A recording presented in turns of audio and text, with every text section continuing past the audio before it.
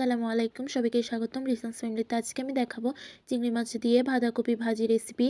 সেই জন্য এখানে একটি বাঁধাকপিকে এভাবে করে কেটে নিয়েছি। দেখুন, এখানে কিছু চিংড়ি মাছকে কেটে ধুয়ে ভালোভাবে পরিষ্কার করে নিয়েছি।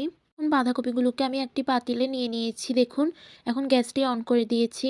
এখন এগুলোকে এভাবে ভাপ দিয়ে নিব, ঢাকনা দিয়ে দিয়েছি। এখন 3 মিনিট পরে দেখাচ্ছি। এখন এগুলোকে পানি শুকিয়ে যাওয়া পর্যন্ত এভাবে ভেজে নিব। এখন পানিগুলো ভালোভাবে শুকিয়ে নেওয়া হয়ে গিয়েছে। এখন এখানে পরিমাণ মতো রান্নার তেল নিয়ে নিচ্ছি। তেল গরম হয়ে গিয়েছে। এখন 1/3 কাপ পেঁয়াজ কুচি দিয়ে দিচ্ছি। পেঁয়াজগুলো হালকা ভেজে নিচ্ছি। এখানে 1 চামচ রসুন বাটা এবং 1/2 চামচ আদা বাটা দিয়ে দিচ্ছি। আদা রসুনের কাঁচা গন্ধ যাওয়া পর্যন্ত এগুলোকে এভাবে ভেজে নিব। 1/2 চামচ জিরার গুঁড়া, 1/2 চামচ হলুদ গুঁড়া এবং 1/2 চামচ মরিচ গুঁড়া এখন এগুলো দিয়ে দিচ্ছি। স্বাদ মতো লবণ দিয়ে দিয়েছি।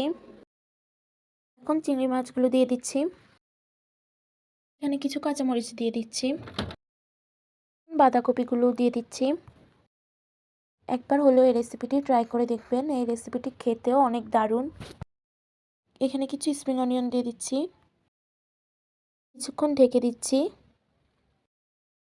কিছুক্ষণ পরে এখন দেখাচ্ছি।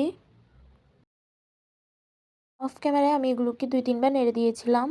দেখুন, এখানে বাঁধাকপি থেকে বের হওয়া পানিগুলো এখনও রয়েছে, তাই এগুলো শুকিয়ে যাওয়া পর্যন্ত আমি এভাবে এগুলোকে ভেজে নিব।